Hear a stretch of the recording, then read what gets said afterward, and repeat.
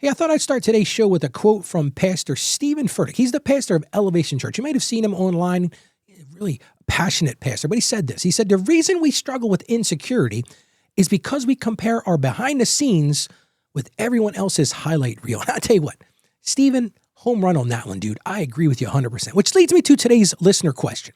Ralph, I love seeing family and friends during the holidays, but it's hard not to compare what I have to what others do. And here's the big part of their question. Ralph, how can I stay content and not feel like I'm falling behind? What a great question today. And here's where I want to start that with. Comparison steals the joy that God meant for you. I want you to hear that. I want you to embrace that right now. Because the moment you measure your blessing against someone else's, you're forgetting something big. You're forgetting who gave them to you in the first place. So let's talk about staying content during the holidays on today's show.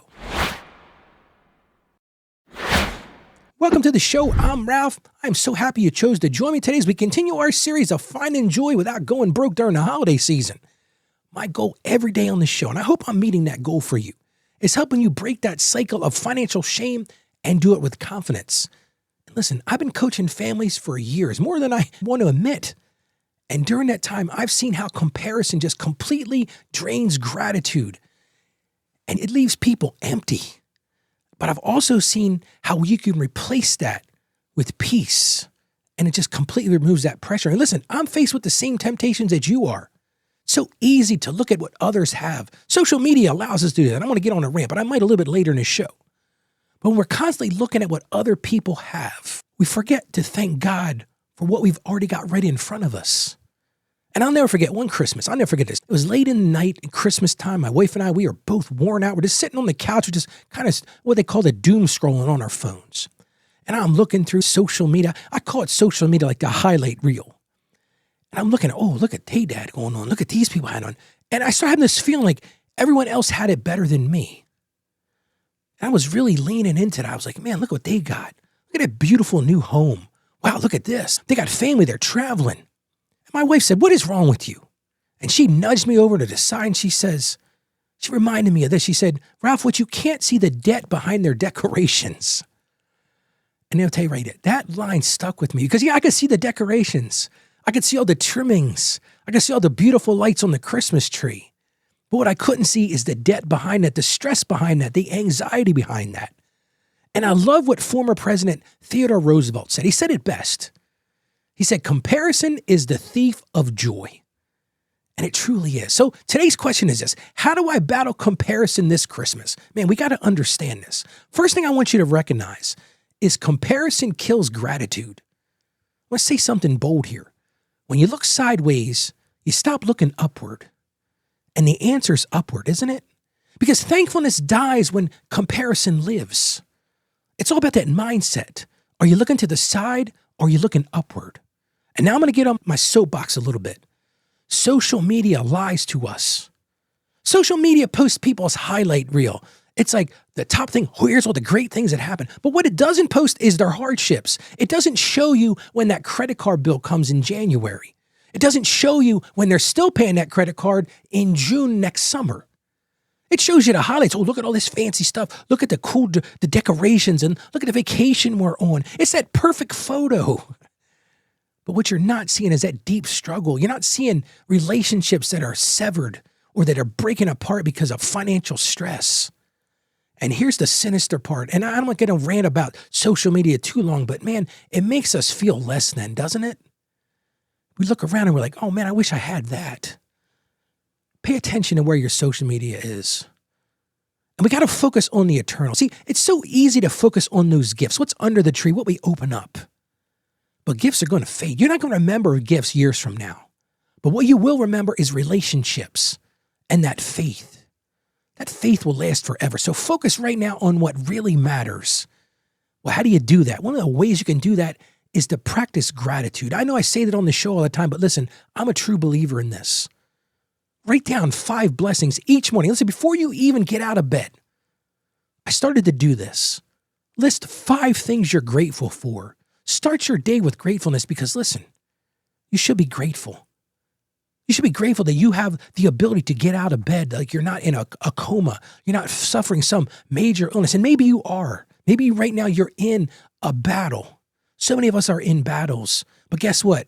You're still loved by the creator of the world, and he's still got his hands out to grab you and take hold of you. And finally, we can find joy through contentment. See, the more you appreciate what you have, and I need to say this to myself sometimes, the more you appreciate what you have, the less you crave what you don't have.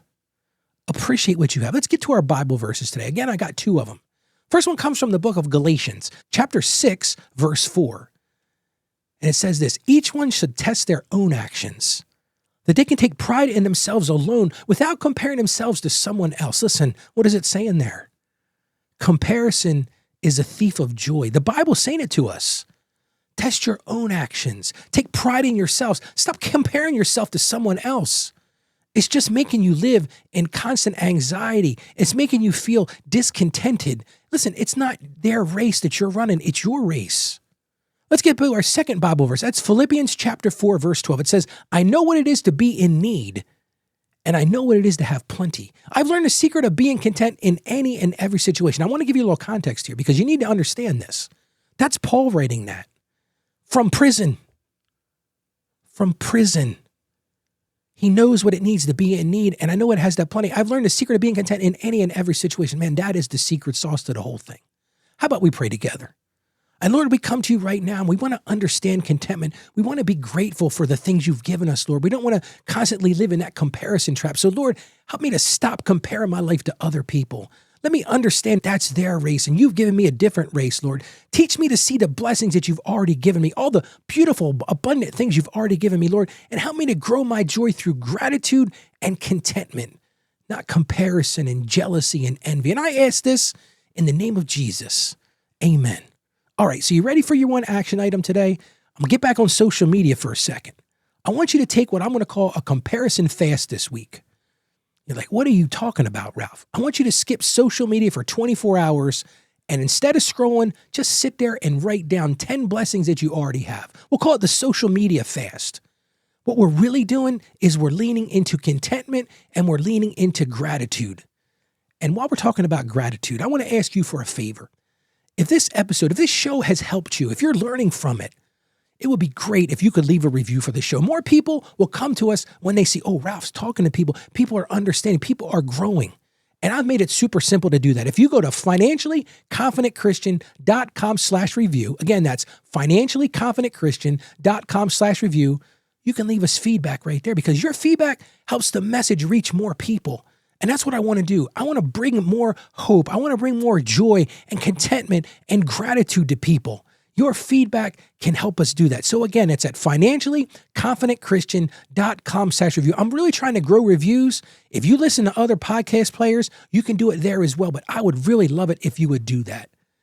And here's what I want you to take away today. Gratitude and comparison can't live in the same heart. I'm sorry to tell you that. It can't happen. You can't live in both ways. Your heart will break.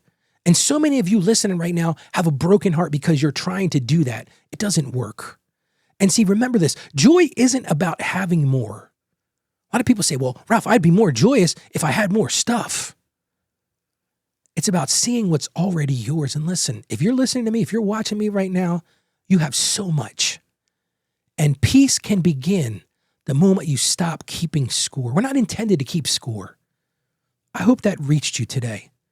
So today, I want to encourage you, go out there and be a financially confident Christian. You have the ability to do that. You have a Lord that loves you, and he wants to help you. He wants you to break that cycle of financial shame and live in confidence. So stay financially savvy. God bless you, and I hope you have a great day today.